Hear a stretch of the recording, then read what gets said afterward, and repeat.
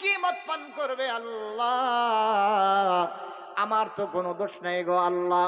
আমি তোমার কোরআনে কারীম শিক্ষা দেওয়ার জন্য মদিনা থেকে মক্কায় আসতেছিলাম, আমরা মাজলুম হয়ে আমাদেরকে তারা হত্যা করে এখন তারা আমার মাথার বাটি দিয়া মদ পান করবে। তার মানে তোমার কোরআনের বেইজ্জতি করবে আল্লাহ।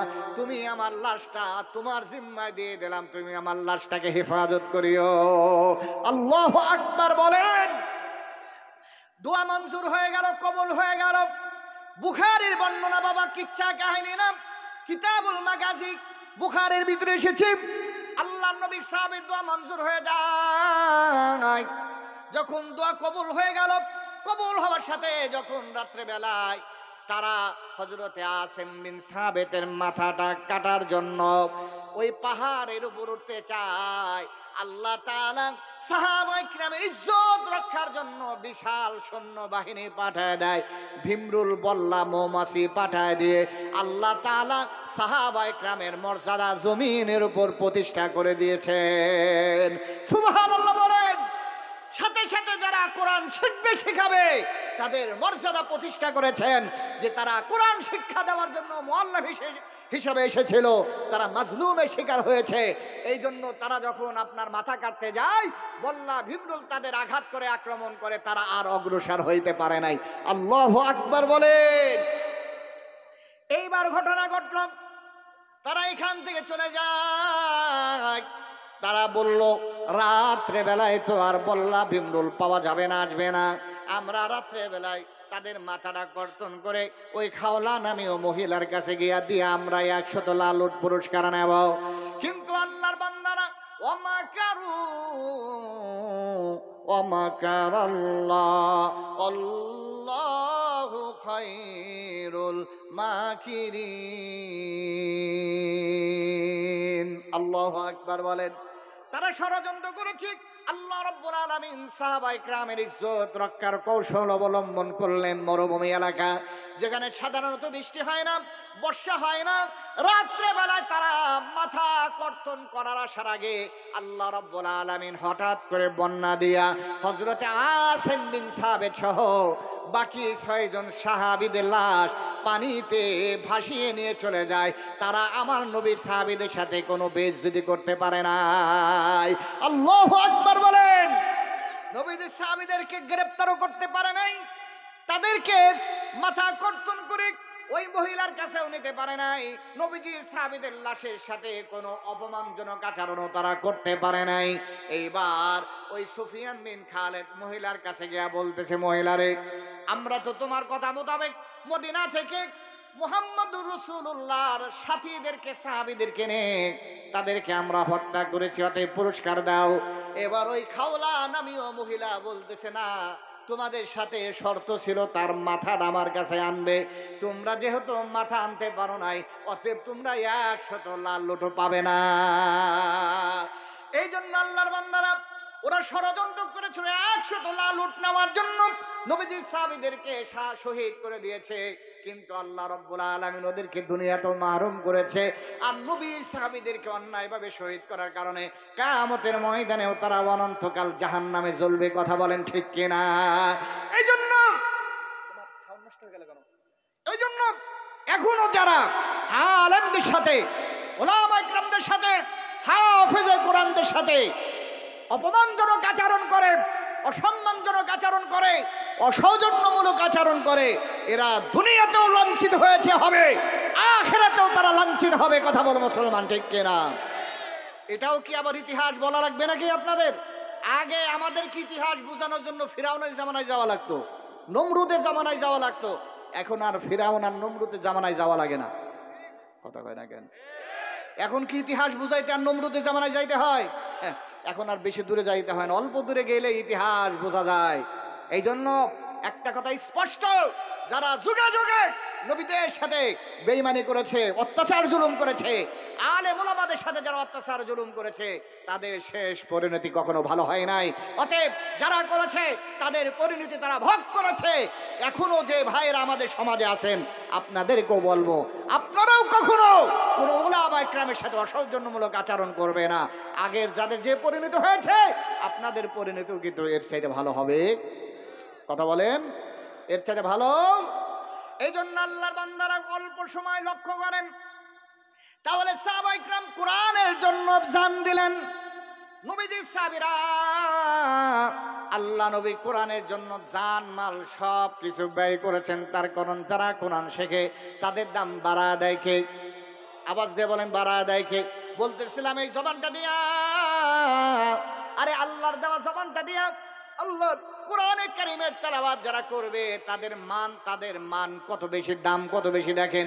নবীজি আমার বলে, সাহাবীরা শোনো, কেউ যদি এই জবানটা দিয়া, মালিকের দেওয়া জবানটা দিয়া মালিকের কোরআন যদি কেউ তেলাওয়াত করে, ছোট্ট একটা সূরাতুল ইখলাস তেলাওয়াত করে, নবীজি আমার বলেন সূরাতুল ইখলাস তেলাওয়াত শেষ করতে দেরি হবে না, কিন্তু তার আমলনামায় 10 পারা কোরআনে কারীম তেলাওয়াতে সব আল্লাহ লিখতে দেরি করে না। সুবহানাল্লাহ। আল্লাহ আল্লাহ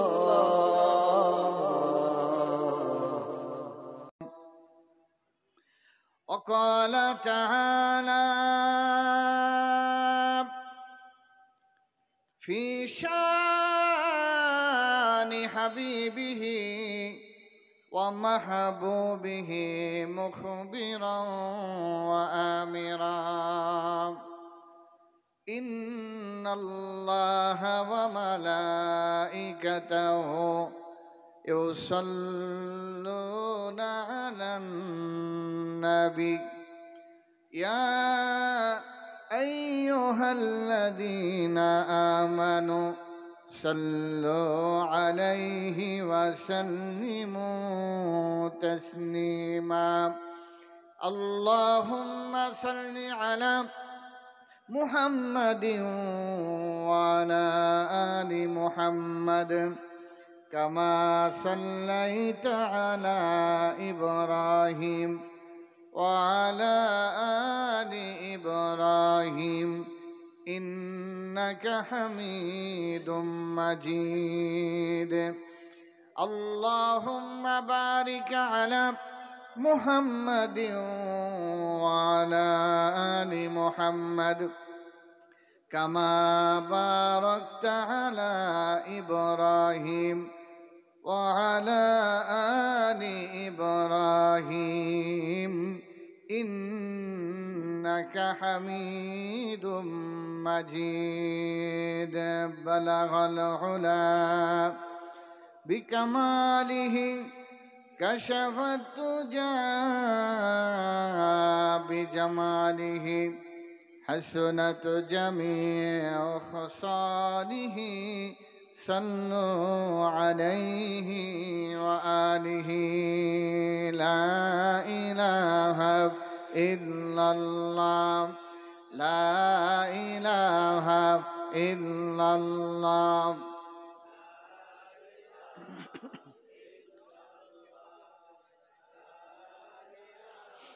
সবাই জবান খুলে প্রাণ ভরে লা ইলাহা ইল্লাল্লাহ লা ইলাহা ইল্লাল্লাহ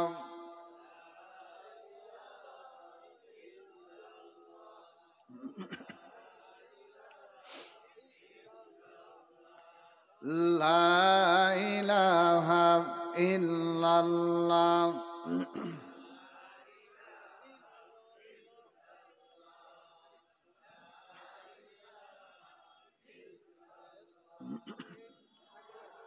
لا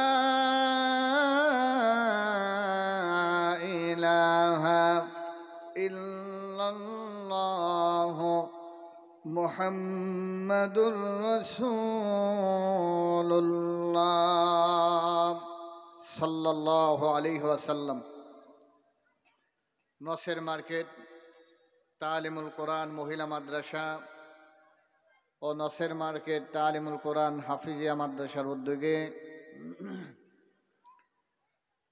ষষ্ঠ বার্ষিক আজিমুর শানে ওয়াজ মাহফিলের অত্যন্ত শ্রদ্ধাভাজন সভাপতি জনাব মোহাম্মদ রিয়াজ মাহমুদ তালুকদার, প্রধান অতিথি জনাব মোহাম্মদ সাজ্জাদুর রহমান মামুন, সম্মানিত অতিথি যিনি স্টেজে উপস্থিত রয়েছেন শেখ মোহাম্মদ সাইফুল ইসলাম সবুজ ভাই সহ অন্য অন্য অতিথিবৃন্দ, আজকের মাহফিলের প্রধান আকর্ষণ আন্তর্জাতিক কারি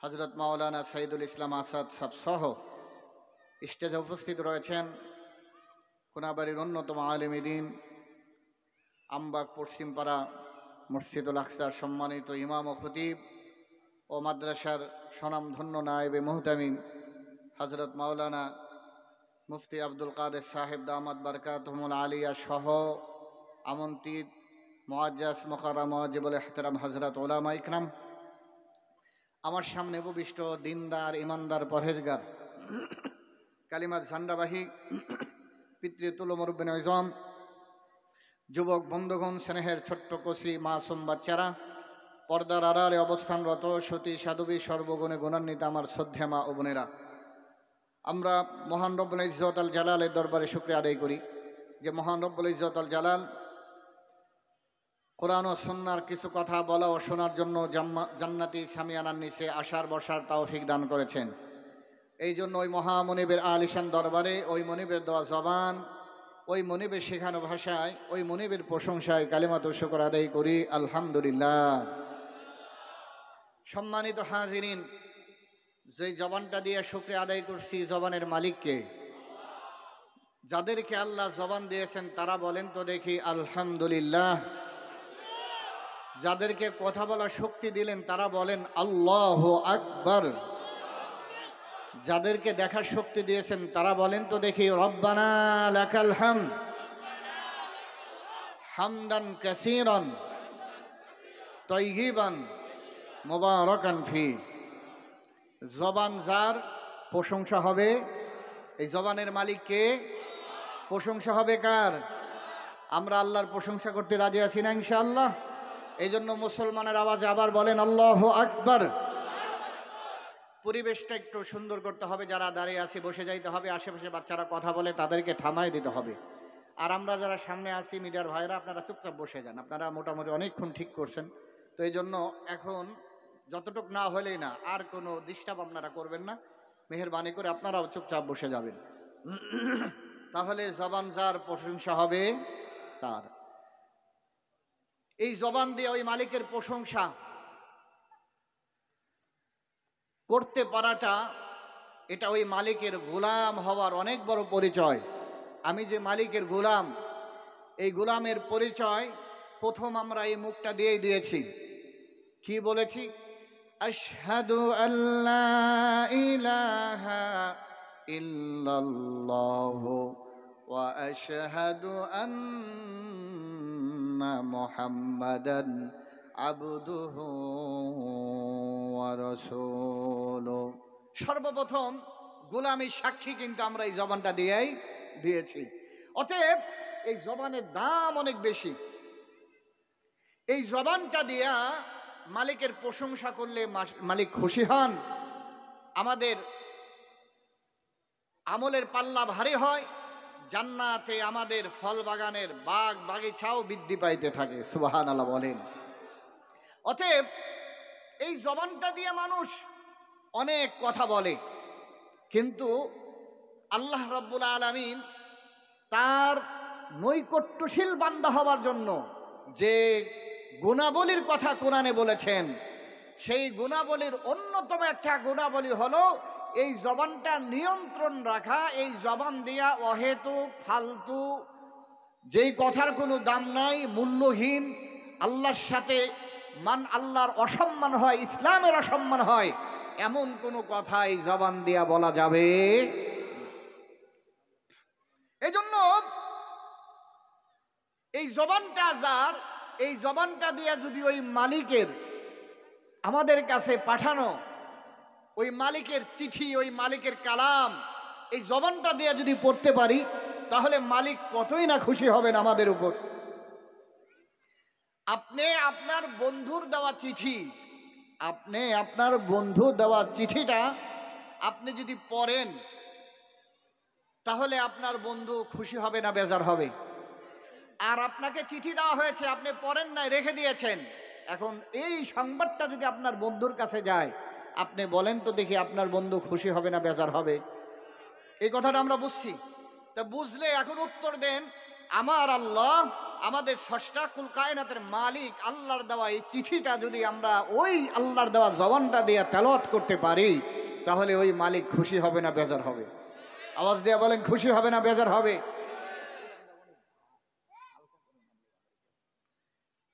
এই জন্য কেমন খুশি হবেন? এই কোরআন যদি জবানটা দিয়ে তেলাওয়াত করা হয়, তাহলে আল্লাহ রাব্বুল আলামিন তার প্রত্যেকটা অক্ষরের বিনিময় 10টি করে নেকি আল্লাহ আমার আপনার আমল নামায় জমা করে দিবেন। আর একটু কাছতে বলেন সুবহানাল্লাহ, আর একটু জোরে বলেন না সুবহানাল্লাহ। তাহলে আল্লাহর বান্দারা, এই আল্লাহর দেওয়া জবান, আল্লাহর দেওয়া জবানটা দিয়া ওই মালিকের পাঠানো কালাম তেলাওয়াত করলে এক অক্ষরে কত নেকি? 10 নেকি। তাহলে এই জবানটা যদি মালিকের কালাম তেলাওয়াতের পিছনে আমরা একটা ব্যয় করতে পারি, লাভ না লস? আওয়াজ দিয়ে বলেন, লাভ না লস? এই জন্য আল্লাহর বান্দারা লক্ষ্য করেন, আল্লাহ সুবহানাহু ওয়া তাআলা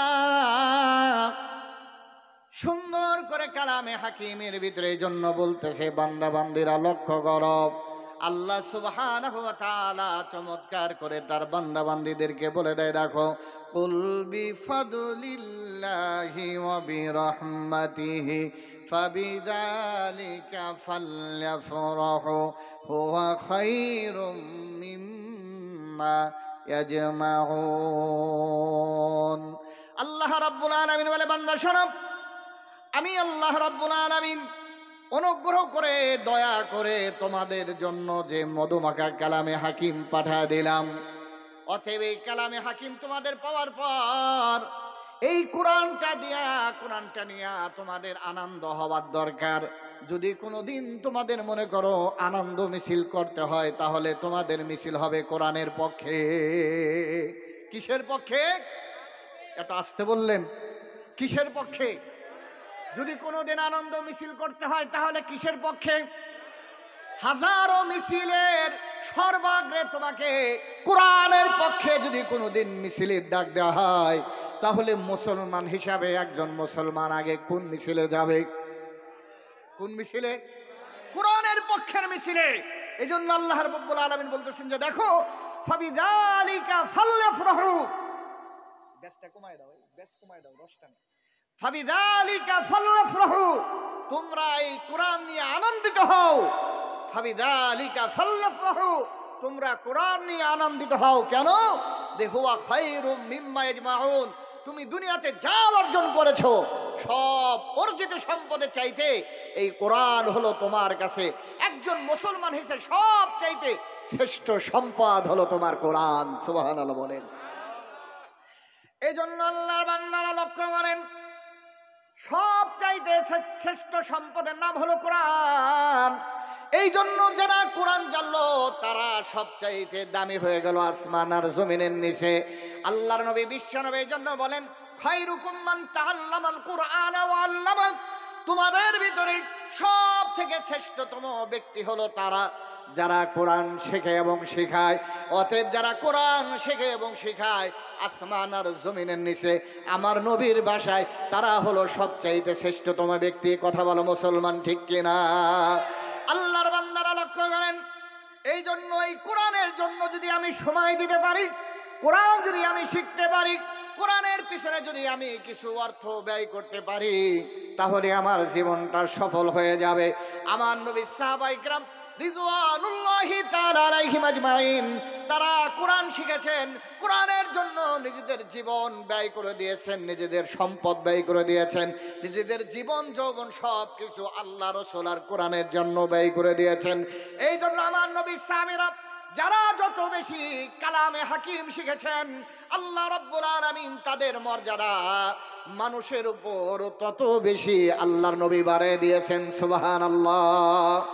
বন্ধুগণ, আমার বুখারীর বর্ণনার ভিতরে এসেছে, আল্লাহর নবী বিশ্ব নবী বললেন, সাহাবীরা শোনো, ইকরাউল কুরআন মিন আরবাইন, তোমরা কালামে হাকিম শিখবে, কোরআনে কারীম শিখবে আমার অন্যতম 4 জন সাহাবী থেকে।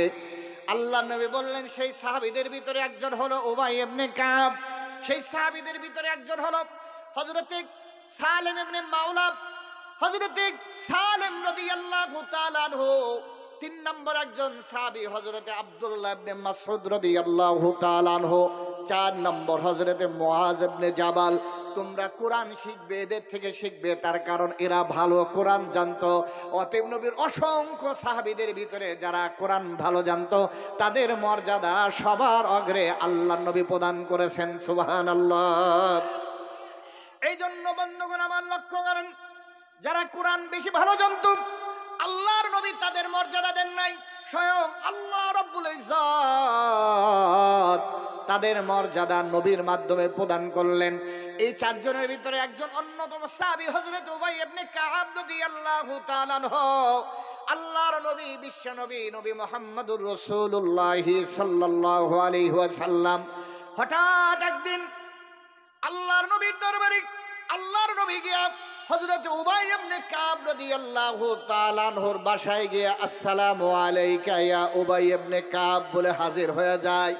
হযরত উবাই ইবনে কাব দরজা খুলে দেখে আল্লাহর নবী, বিশ্ব নবী হঠাৎ করে আমার বাড়িতে, আমার বাসায় আগমন করেছেন। এই জন্য একজন সাহাবী হয়ে নবীজি যদি তার বাসায় যায় একজন সাহাবী খুশি হবে না বেজার হবে?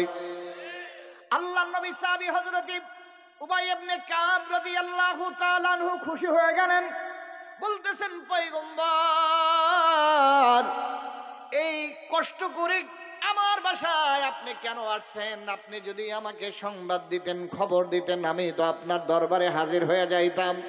নবীজি আমার বলে, সাহাবী রে, আমি তো ইচ্ছায়, নিজের ইচ্ছায় তোমার বাড়িতে আসি নাই, বরং স্বয়ং আল্লাহ রাব্বুল আলামিন তোমার বাড়িতে আসার জন্য আমাকে অর্ডার করে দিয়েছেন। সুবহানাল্লাহ। হযরত উবাই ইবনে কাব বলেন, পয়গম্বর কি বলেন? আল্লাহ রাব্বুল আলামিন আপনাকে আমার বাড়িতে আসতে বলবেন, তাহলে তো আমার কপাল অনেক ভালো, আমার ভাগ্যটা অনেক ভালো। হযরত উবাই ইবনে কাব বলে, পয়গম্বর তাহলে কেন আপনাকে আসতে বললেন? যদি একটু জানতে পারতাম কি খেদমত আপনাকে আমি করতে পারি পয়গম্বর। নবীজি আমার বলে, সাহাবী রে, আল্লাহ রাব্বুল আলামিন বলেছেন, ইন্নাল্লাহা আমারানি আন নাকরা আলাইকাল কুরআন। আল্লাহ রাব্বুল আলামিন তোমার কাছে কালামে হাকিম শোনানোর জন্য আমাকে বলেছে। এই জন্য আমি রাসূলুল্লাহ তোমার বাসায় কোরআন শোনানোর জন্য চলে আসছি। সুবহানাল্লাহ। একজন নবী, আশরাফুল আম্বিয়া, সাইয়্যিদুল আম্বিয়া, দো জাহানের সর্দার, উনি একজন সাধারণ একজন সাহাবীর বাসায় চলে গিয়েছেন কোরআনে কারীম শোনানোর জন্য। কেন এই মর্যাদা? তার কারণ উনি কোরআন তেলাওয়াত অনেক ভালো জানতেন, ওনার কোরআন তেলাওয়াত নবীজি পছন্দ করতেন। এই জন্য ওনার বাসায় নবীজিকে পাঠানো হয়েছে, একটু কোরআন তাকে শোনায় দিয়ে আসেন। আল্লাহু আকবার বলেন। তাহলে এখন বলেন তো, কোরআন শিখলে দাম না বেদাম? কোরআন শিখলে দামি হওয়া যায় কি যায় না? এই জন্য বন্ধুগণ আমার, হযরত উবাই ইবনে কাব বলতেছেন, পয়গম্বর আল্লাহ রাব্বুল আলামিন আপনাকে যে আমার বাসায় আসতে বলেছেন, আল্লাহ কি আমার নাম উল্লেখ করেছেন? আল্লাহর নবী বলে, উবাই রে, হ্যাঁ, আল্লাহ রাব্বুল আলামিন কুদরতি জবান দিয়া তোমার নামটা উচ্চারণ করে আমাকে ডাইরেক্ট তোমার বাসায় আসার জন্য বলে দিয়েছেন। সুবহানাল্লাহ। হযরত উবাই খুশিতে আবেগ আপ্লুত হয়ে পড়লেন, চোখ দিয়ে পানি বের হয়ে আসলো। তার মানে হলো, আমি আপনাদেরকে বুঝাইতে চাচ্ছিলাম, যারা কোরআন জানে তারা দামি না বেদামি? আওয়াজ দিয়ে বলেন, কোরআন শিখলে দামি হওয়া যায় কি যায় না? এই জন্য বন্ধুগণ আমার, যেহেতু একটা মাদ্রাসার মাহফিল, কোরআন যারা শিখবে দামি তারা হবে। এই জবানটা দিয়া ওই মালিকের প্রশংসা যদি করা যায়, এই জবানটা দিয়া যদি ওই মালিকের কালামে হাকিম তেলাওয়াত করা যায়, আরো দামি হওয়া যায়। এই জন্য নবীজির সাহাবীরা কোরআনে কারিমের তেলাওয়াত এই জবানটা দিয়ে যে যত বেশি করেছেন তাদের দাম আল্লাহ রাব্বুল আলামিনের কাছে বেশি হয়ে গিয়েছে। আর এই সাহাবায়ে কেরাম কোরআনের জন্য নিজেদের জীবনটা পর্যন্ত দিয়ে দিয়েছে। কিন্তু আমরা এমন কপাল পোড়া মুসলমান, আমরা কোরআনটা শেখার জন্য সামান্য একটু সময় মসজিদে ব্যয় করতে পারি না। আমি কি ভুল বললাম না ঠিক বললাম? কোরআন শেখার জন্য সামান্য একটু সময় আমরা মসজিদে ব্যয় করতে পারি না। এই ওনাকে বের করে দেন, ওনাকে বের করে দেন, ওই যে ওনাকে বের করে দেন, হ্যাঁ বের করে দেন, বের করে দেন এখান থেকে। মাহফিল নষ্ট করার জন্য, এরা রাস্তা ভরে মাহফিল নষ্ট করে আবার আসছে মাহফিলের ভিতরে নষ্ট করার জন্য।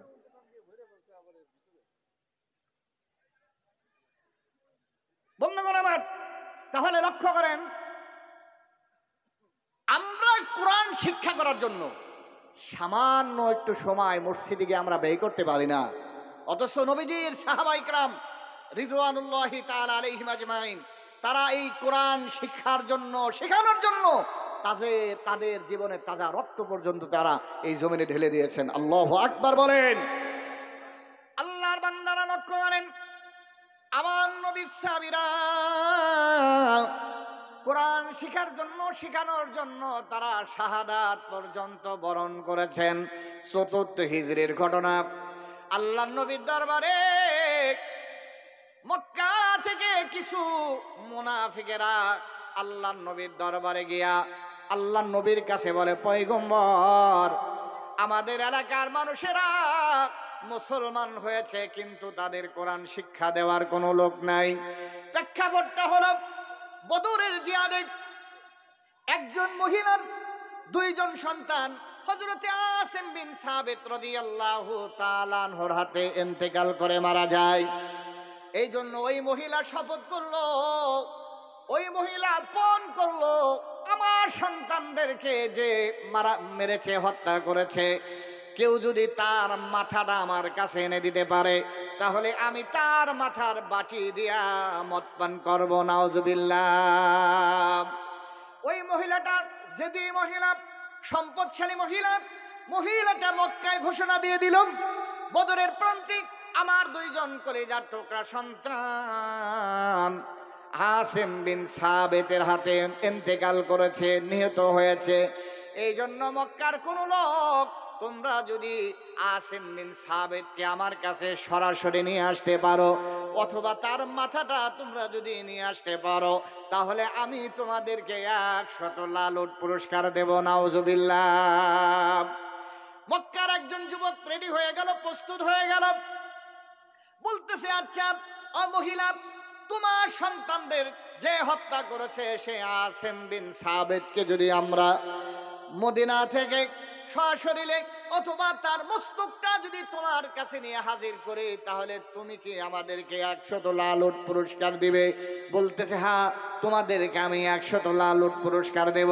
এইবার 100 লালুট পুরস্কার গ্রহণ করার মানসিকতায় কিছু লম্পট, কিছু দুষ্কৃতকারী, ইসলামের দুশ্মনেরা, মুহাম্মদ সাল্লাল্লাহু আলাইহি ওয়াসাল্লামের দুশ্মনেরা, তারা 2টা গোত্র থেকে 7 জন যুবকদেরকে রেডি করে দাড়ি টুপি লাগাইয়া, পাঞ্জাবি পরাইয়া, মুসলমানের ভেষ ধরাইয়া তারা মদিনায় পাঠাইয়া আল্লাহর নবীর কাছে গিয়া যেন তারা বলে, পয়গম্বর, আমাদের এলাকার মানুষেরা মুসলমান হয়েছে, ইসলাম গ্রহণ করেছে, কিন্তু তাদের কোরআন শিক্ষা দেওয়ার মতো কোনো কারি নাই, হাফেজ নাই। অতএব পয়গম্বর, আপনার দরবার থেকে আমাদের কিছু হাফেজ আর কারি আমাদের সাথে পাঠিয়ে দেন। বন্ধুগণ আমার, এই যে মানুষেরা যারা আল্লাহর নবীর কাছে, এই সুফিয়ান বিন খালেদ 7 জন যুবক রাসূলের কাছে পাঠাইলেন কিছু হাফেজ আনার জন্য, কারি আনার জন্য। এদের উদ্দেশ্য ভালো না খারাপ? আওয়াজ দিয়ে বলেন, ভালো না খারাপ? বন্ধুগণ আমার, সুফিয়ান বিন খালেদ 7 জন যুবক পাঠাইয়া বলছে, তোমরা গিয়া নবী মুহাম্মদুর রাসূলুল্লাহর কাছে গিয়া বলবা আমাদের এলাকার মানুষদের কোরআন শিক্ষা দেওয়ার জন্য হাফেজ কোরআন লাগবে, কারি লাগবে। আমার নবী, আপনার নবী তাদের কথা বিশ্বাস প্রথমে করেন নাই, এই জন্য তাদের সাথে হাফেজ কোরআন পাঠাইতে রাজি হয় নাই। কিন্তু তারা দীর্ঘক্ষণ পর্যন্ত নয় বিনয় করার কারণে আল্লাহর পয়গম্বর 10 জন কারি আর হাফেজ দিয়া 10 জনের একটা জামাত তৈরি করে দিয়ে যাদের আমির হযরতে আসিম বিন সাবিত রাদিয়াল্লাহু তাআলা আনহুকে নিযুক্ত করে দিয়ে 10 জন হাফেজ কোরআন সাহাবীকে ওই 7 জনের সাথে মক্কায় পাঠিয়ে দেয় যাতে কোরআন শিক্ষা দিতে পারে। বন্ধুগণ আমার, এই 10 জন রওনা হয়ে গেল মদিনা থেকে মক্কার দিকে। যখন মক্কার মদিনার মাঝামাঝি নবীজির সাহাবীরা তাদের সাথে চলে গেল, ওই 7 জনের ভিতর থেকে একজনকে তারা মক্কায় পাঠা দিয়া সুফিয়ান বিন খালিদকে বলতেছে, সুফিয়ান, তোমার টার্গেট সফল হয়েছে। তুমি যাকে চেয়েছো, যার মাথাটা ওই মহিলার কাছে নিয়ে তুমি 100 লালুট পুরস্কার নেবে, সেই আসিম বিন সাবিত তো দলের আমির হয়ে আসতেছে। অতএব তাদেরকে হত্যা করার জন্য তুমি বাহিনী রেডি করো। এইবার সুফিয়ান বিন খালিদ 200 যুবকদের একটা বাহিনী তৈরি করে অস্ত্র শস্যে সুসজ্জিত করেছে। আমার নবী, আপনার নবীর সাহাবা ইকরাম হাফিজ কোরআনদেরকে শহীদ করার জন্য, হত্যা করার জন্য। নবীজির সাহাবীরা এদের শয়তানিরা, এদের ষড়যন্ত্রটা যখন বুঝতে পেরেছে, হযরতে আসিম বিন সাবিত রাদিয়াল্লাহু তাআলা আনহু মক্কার কাছাকাছি এসে একটা পাহাড়ের উপরে সাহাবা ইকরামদেরকে নিয়ে উঠা পরামর্শ করে বলে, বন্ধুরা শোনো, ওরা আসলে আমাদেরকে কোরআন শিক্ষা গ্রহণ করার জন্য আজ নাই, বরং ওরা আমাদেরকে ধোঁকা দিয়ে এনেছে, ওরা আমাদেরকে শহীদ করে দিবে। অতএব তোমাদের কাছে আমি জানতে চাই, তোমরা কি ওদের সাথে লড়াই করবে, নাকি ওদের শর্ত মেনে নিয়ে তোমরা ওদের কাছে তোমাদের জানটা এমনি এমনি দিয়ে দিবে? পরামর্শ হলো, পরামর্শক্রমিক নবীজি সাহাবীরা বললেন, না, আমরা বেঈমানদের কাছে সারেন্ডার করতে পারি না, নত করতে পারি না। যতক্ষণ পর্যন্ত আমাদের শরীরে রক্ত থাকবে ততক্ষণ পর্যন্ত আমরা বেঈমানদের সাথে লড়াই করব। লড়তে লড়তে যদি আমরা শহীদ হয়ে যাই, তাহলে আল্লাহ শাহাদাতের মর্যাদা দিয়ে আমাদেরকে জান্নাত দান করবেন। আর যদি গাজী হয়ে ফেরা যায়, তাহলে আল্লাহ রাব্বুল আলামিন আমাদেরকে এর বিনিময়ে জান্নাত দিবেন। সুবহানাল্লাহ। মুসলমানরা মরতে ভয় পায় না, দ্বীনের জন্য, ইসলামের জন্য, কোরআনের জন্য। এই জন্য মুসলমানরা যেখানে যদি রক্ত দিলে ইসলাম প্রতিষ্ঠা হয়, এই জন্য মুসলমানরা সেখানে রক্ত দিতেও রাজি আছে। কথা বলো মুসলমান, ঠিক কিনা? বন্ধুরা আমার, নবীজি সাহাবীরা পরামর্শ করে এইবার পাহাড়ের উপরে তারা বলতেছে, না, ওরা যে শর্ত দেবে সেই শর্ত মেনে যদি আমরা তাদের সাথে যাই, ওরা নবীজির সাথে ধোঁকাবাজি করেছে, প্রতারণা করেছে, তাহলে আমরা নবী সাহাবী, আমাদের সাথেও তারা প্রতারণা করবে, ধোঁকা দেবে। অতএব তাদের শর্ত মেনে পাহাড় থেকে আমরা নামবো না, আমরা তাদের সাথে লড়াই করব। এই অবস্থায় যদি আমরা শাহাদাত বরণ করি, তাহলে আল্লাহর জান্নাতে যাব। আর যদি বেঁচে যাই, তাহলে গাজী হয়ে রসুলের কাছে ফিরে যাব। আল্লাহ দুটারই মর্যাদা আমাদেরকে দিয়েছেন। আল্লাহু আকবার বলেন। এই জন্য বন্ধুগণ আমার, নবীজি সাহাবীরা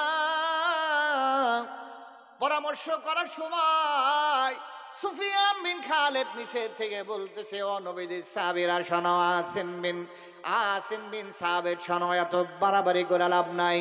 তোমরা সুদূর মক্কা থেকে আসছো, আর আমরা হইলাম মক্কার বাসী। তোমরা মদিনা থেকে আসছো, আমরা হইলাম মক্কার বাসী। আর তোমরা 10 জন, আমরা হলাম 200 জন। তোমরা কোন দিক দিয়ে আমাদের সাথে লড়াই করে তোমরা পারবে না। অতএব তোমাদের সব চাইতে ভালো হলো তোমরা সারেন্ডার করে আমাদের সিদ্ধান্ত তোমরা গ্রহণ করে নাও।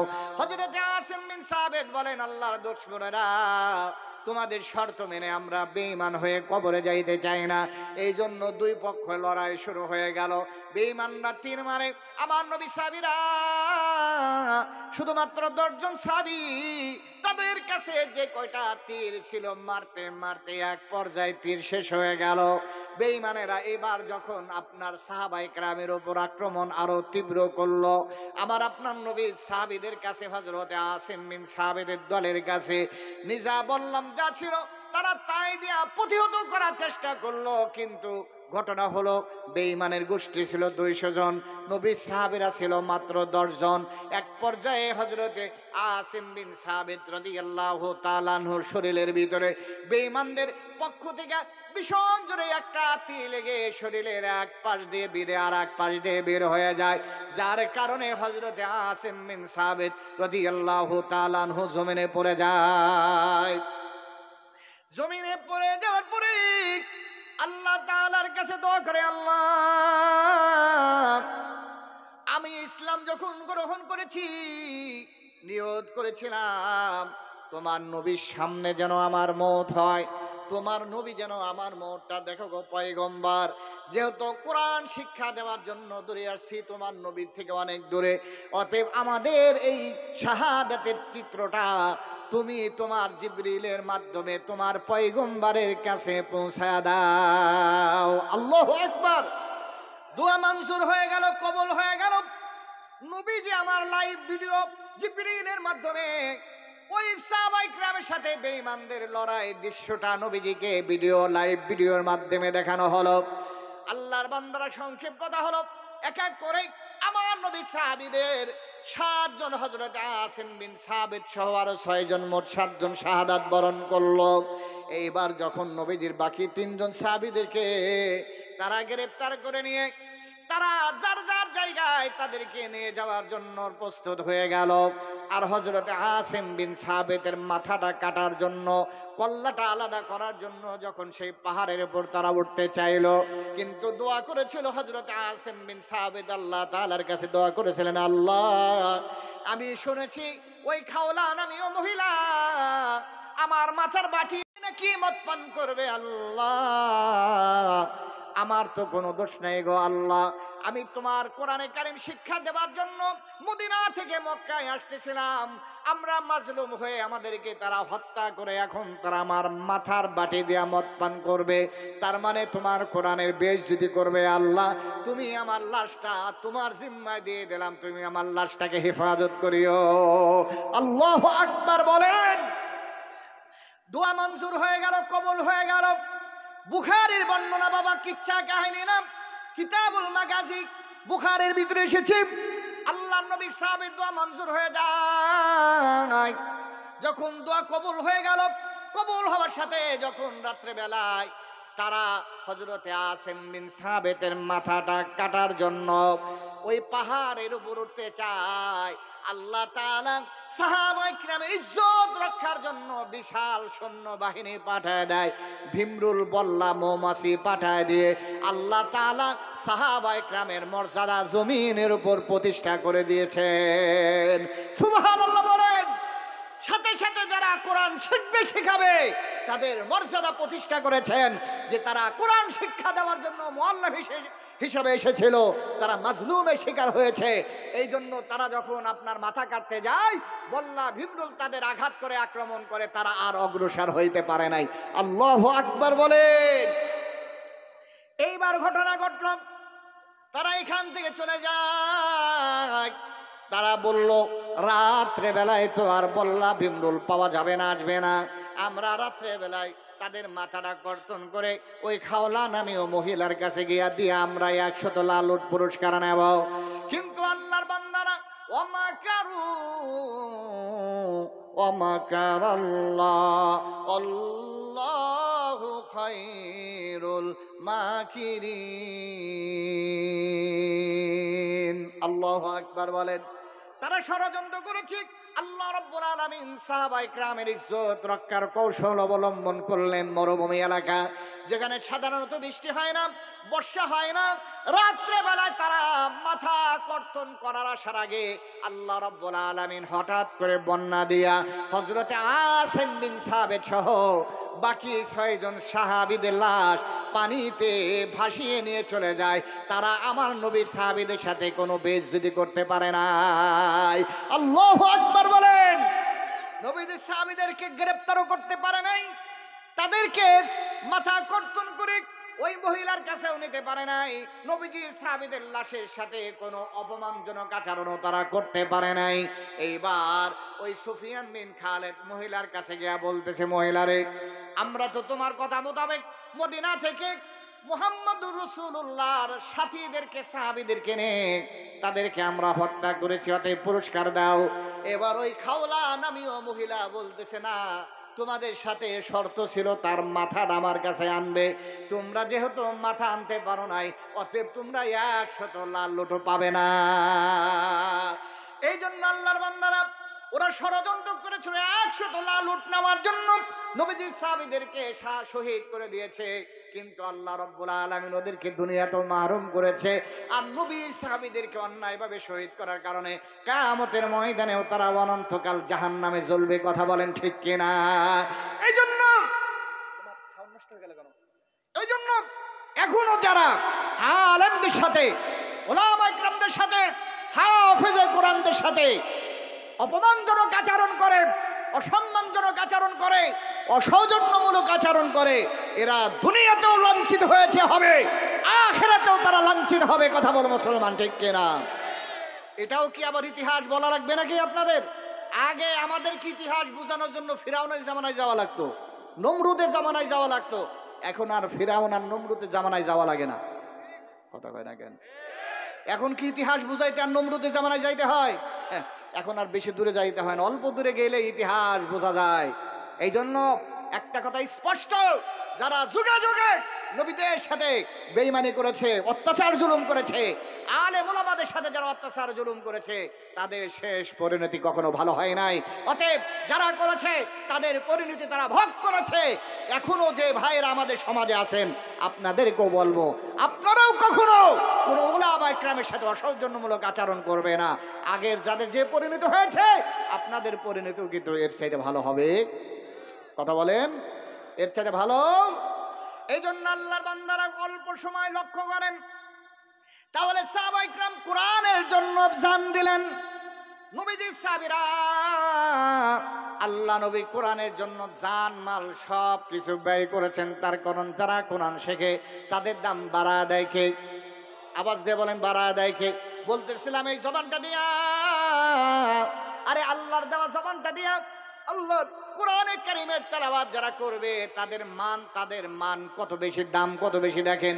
নবীজি আমার বলে, সাহাবীরা শোনো, কেউ যদি এই জবানটা দিয়া, মালিকের দেওয়া জবানটা দিয়া মালিকের কোরআন যদি কেউ তেলাওয়াত করে, ছোট্ট একটা সূরাতুল ইখলাস তেলাওয়াত করে, নবীজি আমার বলেন সূরাতুল ইখলাস তেলাওয়াত শেষ করতে দেরি হবে না, কিন্তু তার আমলনামায় 10 পারা কোরআনে কারীম তেলাওয়াতে সব আল্লাহ লিখতে দেরি করে না।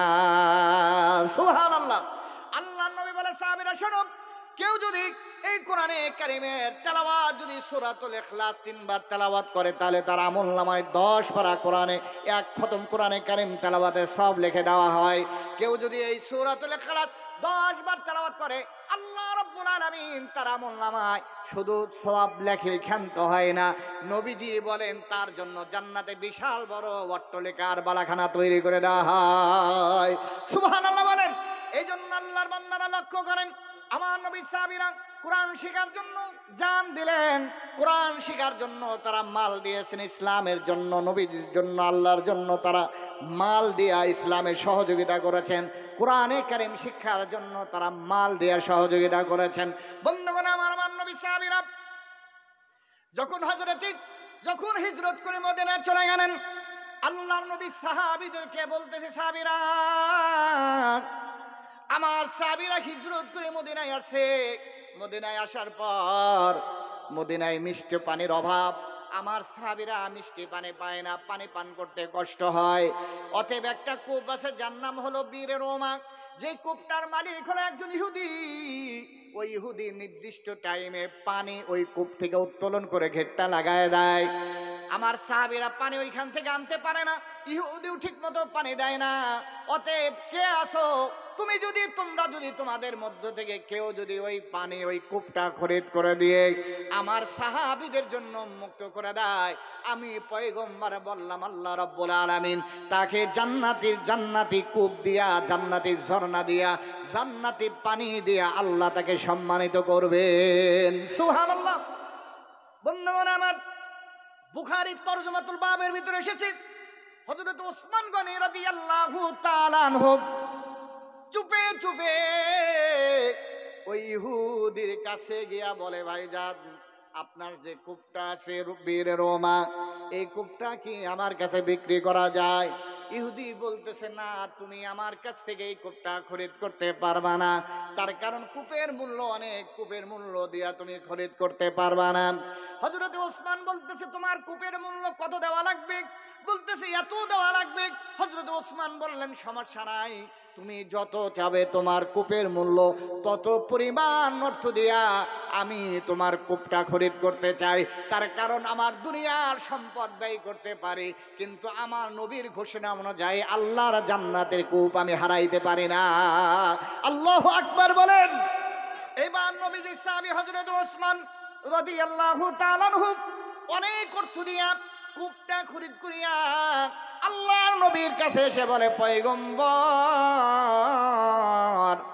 এই যে আপনার কথা অনুযায়ী কূপটা খরিদ করে আপনার কাছে দিয়ে দিলাম পয়গম্বর, আমি মুসলমানদের জন্য ওয়াকফ করে দিলাম, মুসলমানদের ভিতরে আপনি এই কূপটা মুসলমানদের জন্য মুক্ত করে দেন।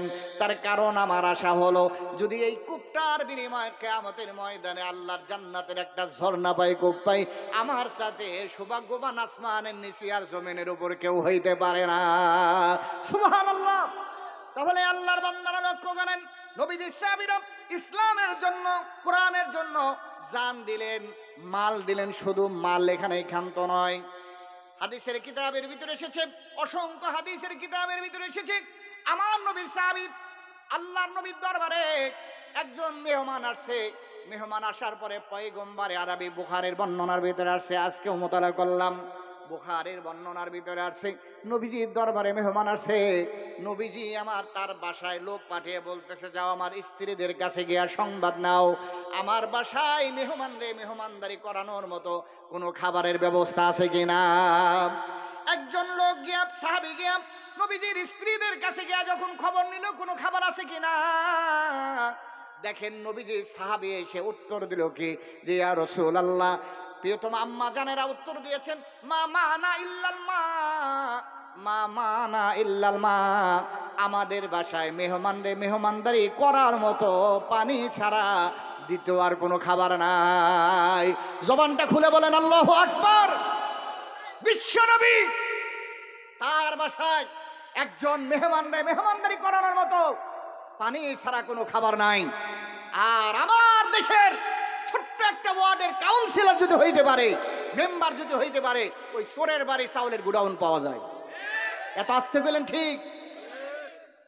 চেয়ারম্যান তো আরো দূরের কথা, মন্ত্রী তো দূরের কথা, ওরা তো বিদেশে হাজার হাজার বাড়ি করে। কথা বলে না কেন? ওরা তো বিদেশের মাটিতে হাজার হাজার বাড়ি করে, নিজের নামে, বইয়ের নামে, শাশুড়ির নামে, জনগণের নামে না, নিজের আত্মীয় স্বজনের নামে জায়গা লিখতে লিখতে যখন আর লেখার সুযোগ থাকে না, তখন বিদেশের মাটিতে তারা জায়গা কেনা শুরু করে, বাড়ি করা শুরু করে। অথচ মদিনার প্রেসিডেন্ট বিশ্বনবী, আল্লাহর পরে যার ইজ্জত আর সম্মান, তার বাসায় পানি ছাড়া মেহমানদেরকে মেহমানদারি করার মতো কোনো খাবার ছিল না। কি ইনসাফ আল্লাহর নবী প্রতিষ্ঠা করে গেছেন। আল্লাহু আকবার বলো।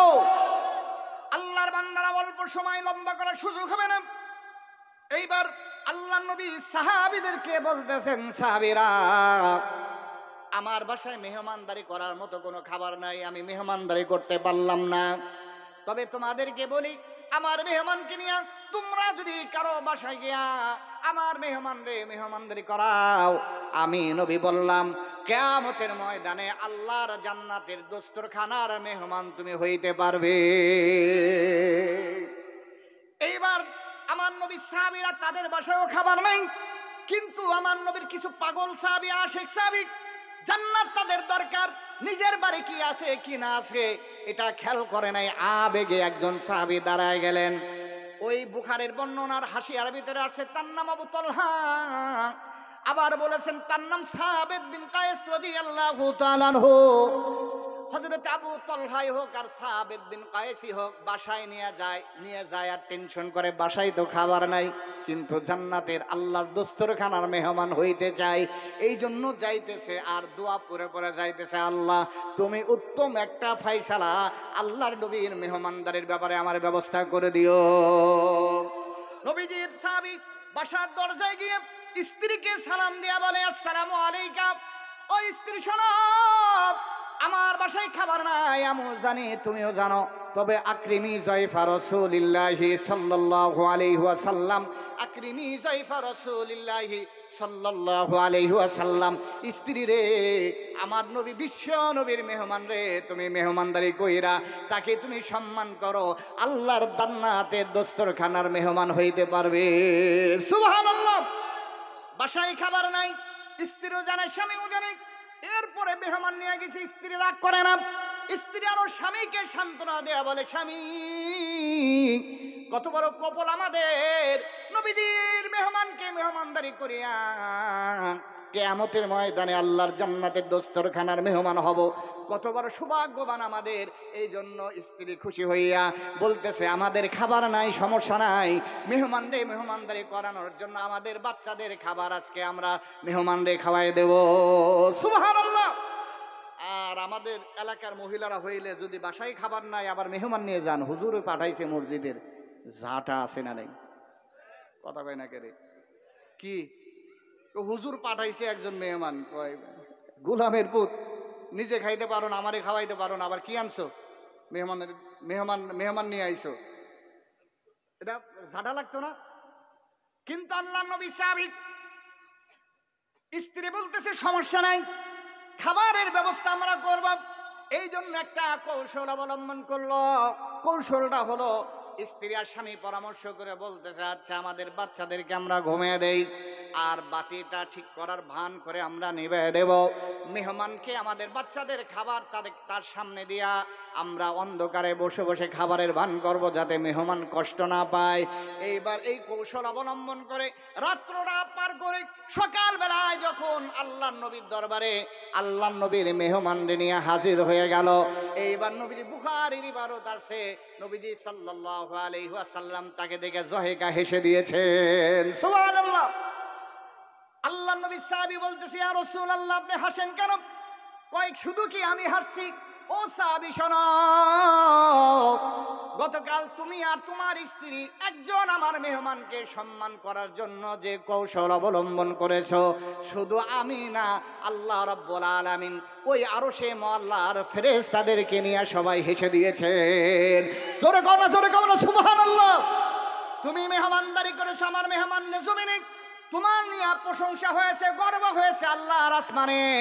অতএব কেউ যদি মেহমানদারি করতে পারে, আল্লাহর নবীর মেহমানরে কেউ যদি মেহমানদারি করতে পারে, সে থাকে দুনিয়া, আর তার নিয়ে আলোচনা হয় কোথায়? আওয়াজ দিয়ে বলেন কোথায়? তার নিয়ে আলোচনা হয় আসমানে।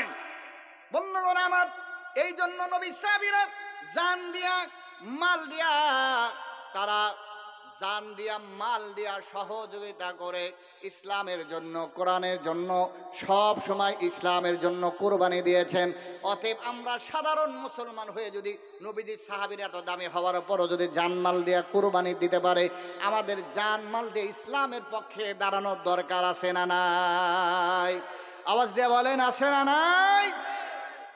আল্লাহর বান্দারা লক্ষ্য করেন, কষ্ট হয়ে যাচ্ছে আপনাদের? বিরক্ত হচ্ছেন আপনারা? আমি আপনাদেরকে আর একটা দৃষ্টান্ত দিয়া আমি আপনাদেরকে কষ্ট দেব না, নাকি আপনারা রাগ করে ফেলছেন? বন্ধুগণ আমার, আমি আপনাদের আর একটা দৃষ্টান্ত দিয়ে আমি আলোচনাটা ইতি টানতে যাচ্ছি, আপনাদের বিরক্ত করবো না রে আল্লাহর বান্দা। আল্লাহ নবী সাহাবীরা ইসলামের জন্য, নবীকে খুশি করার জন্য কি পরিমাণ ত্যাগ করেছেন, কি পরিমাণ কুরবানি করেছেন।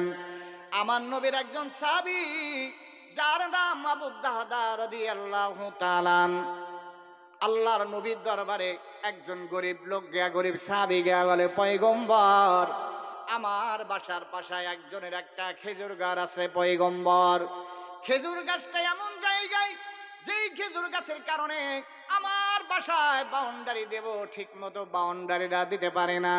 আর এক বর্ণনা এসেছে, পয়গম্বর, আমার বাসার পাশে একটা খেজুরের মালিকের খেজুর গাছ আছে, ওই খেজুর যখন পাকা খেজুর গুলা যখন জমিনে পড়ে, ওই জমিন থেকে যখন আমার বাচ্চারা ওই খেজুরটা মুখে দিয়ে দেয়, ওই খেজুর গাছের মালিক আমার বাচ্চাদের মুখ থেকে খেজুরটা পর্যন্ত নিয়ে নেয়, পারার সময় একটা খেজুরও আমার বাচ্চাদের হাতে দেয় না গো পয়গম্বর। এই জন্য আপনার দরবারে আসছি একটা সমাধানের জন্য।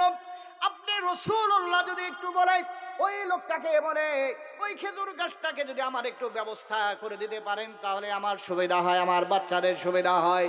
আল্লাহর নবী বলে সাহাবীরে যাও যাও, ওই খেজুর গাছের ব্যাপারে আমি তোমার যে কোনো একটা সিদ্ধান্ত খেজুর গাছের ব্যাপারে তোমাকে আমি দেব। সুবহানাল্লাহ। আল্লাহর নবী খেজুর গাছের মালিককে ডাকলেন। খেজুর গাছের মালিককে ডাকার পরে বলতেছে আল্লাহর বান্দা, ওই যে লোকটার বাড়ির পাশে তোমার একটা খেজুর গাছ আছে, ওই খেজুর গাছটা তুমি দিয়ে দাও। এই খেজুর গাছের বিনিময় তোমাকে জান্নাতে আল্লাহ খেজুরের বাগান দিয়ে দিবে। আল্লাহু আকবার বলেন। কিন্তু লোকটা ছিল মুনাফিক টাইপের, কৃপণ টাইপের। লোকটা বলতেছে পয়গম্বর, না না, আমি এই খেজুর গাছটা আমার অনেক দাম, এই খেজুর গাছ অনেক মূল্যবান খেজুর গাছ, এই খেজুর অনেক মিষ্টি হয়, খেজুর গাছটা আমি দিতে পারবো না। এই কথাটা নবীজির আর একজন সাহাবী দূর থেকে শুনে ফেলছে, যার নাম হযরতে আবু দাহদা রাদিয়াল্লাহু তাআলা। হযরতে আবু দাহদা ওই লোকটা খেজুরের মালিকটা যাওয়ার পরে বলতেছে পয়গম্বর, আপনি যে ওই লোকটাকে বলছেন খেজুর গাছটা যদি আপনাকে দিয়ে দেওয়া হয় তাহলে আপনি খেজুর গাছ জান্নাতের খেজুর বাগানের মালিক বানায় দিবেন। আমি যদি ওই খেজুর গাছটা খরিদ করে আপনাকে দিয়ে দেই তাহলে আমি আবু দাহদাকে আপনি কি জান্নাতের খেজুরের বাগানের ওয়াদা দিবেন? নবীজি আমার বললেন দেব দেব যাও। হযরতে আবু দাহদা আর দেরি করে নাই, দৌড়াইয়া খেজুরের মালিকের কাছে গিয়া কয়, ও আল্লাহর বান্দা, তোমার যে ওই যে একটা খেজুর গাছ আছে গরিব লোকটার বাসার পাশে, ওই খেজুর গাছটাকে কি বিক্রি করবা? বলতেছে না, খেজুর গাছটা বিক্রি করব না, কারণ হলো খেজুর গাছটা অনেক মূল্যবান খেজুর দেয়, মিষ্টি খেজুর দেয়, এই খেজুর আমরা ভক্ষণ করে বিক্রি করব না। ওই আবু দাহদা সাহাবী বলে আল্লাহর বান্দা, তোমার খেজুর গাছের মূল্য অনেক দেব। কয় কত মূল্য দেবা? কয় তুমি কত মূল্য চাও? কয় আমি অনেক মূল্য চাই। আবু দাহদা রাদিয়াল্লাহু তাআলা আনহুর টার্গেট হলো, তুই যত খেজুর গাছ চাও না কেন, যত মূল্য চাও না কেন, আমার দিতে সমস্যা নাই।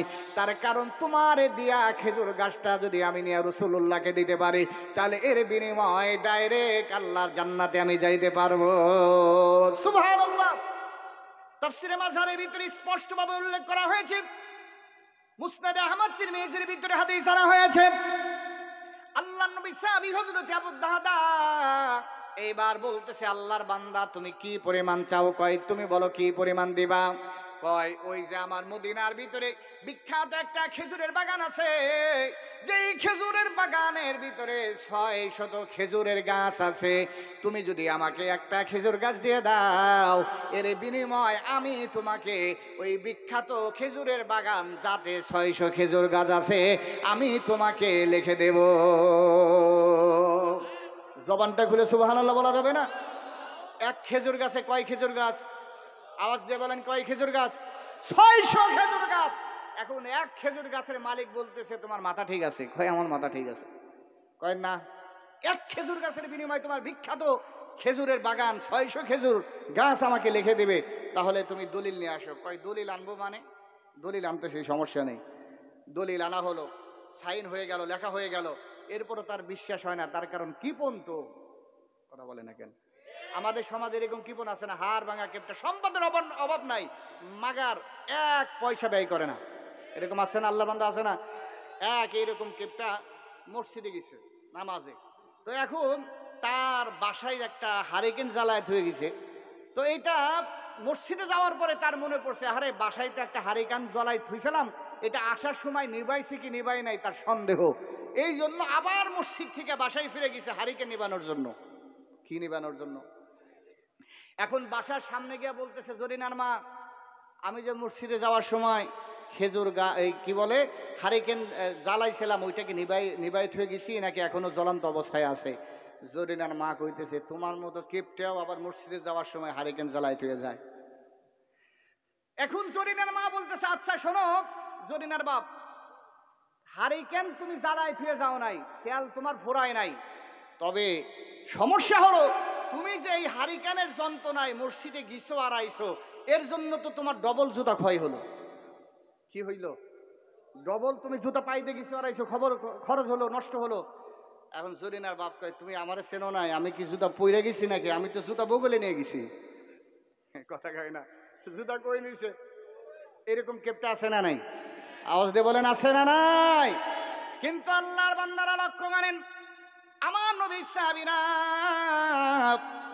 জান্নাতে খেজুর গাছ পাওয়ার জন্য, বাগান পাওয়ার জন্য একটা খেজুর গাছের বিনিময় কয়টা? আওয়াজ দিয়ে বলেন কয়টা? 600 খেজুরের গাছ লিখে দেয়। এইবার দলিল নামা নিয়ে রাসূলুল্লাহর দরবারে হাজির হয়ে কয়, পয়গম্বর এই যে নেন আপনার খেজুর গাছটা, আমি এখন মালিক। এই খেজুর গাছটা আল্লাহর জন্য আপনাকে আমি মালিক বানায়া দিলাম। আল্লাহর নবী কয়, সাহাবী রে তোমার জন্য আল্লাহ রাব্বুল আলামিন জান্নাতে অসংখ্য খেজুর বাগানের তৈরি করে রেখেছে। সুবহানাল্লাহ বলেন। এই জন্য আল্লাহর বান্দারা, তাহলে আমার নবী সাহাবীরা ইসলামের জন্য জান মাল সব কিছু ব্যয় করেছে, ইসলাম জিন্দা করার জন্য, কোরআনে কারিমের শিক্ষা প্রসার করার জন্য শাহাদাত বরণ করলেন, আল্লাহর রাস্তায় দান করলেন।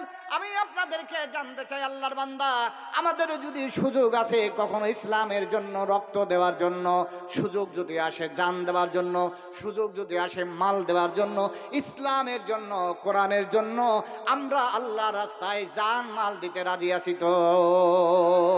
কারা কারা দেখি হাতটা উঠাই তো দেখি, জোরে বলেন না আল্লাহু আকবার। এটা হাতটা নাড়া দেন তো দেখি, এটা হাতটা নাড়া দেন। মাশাআল্লাহ, আল্লাহ আপনাদেরকে কবুল করেন, বলেন আমিন।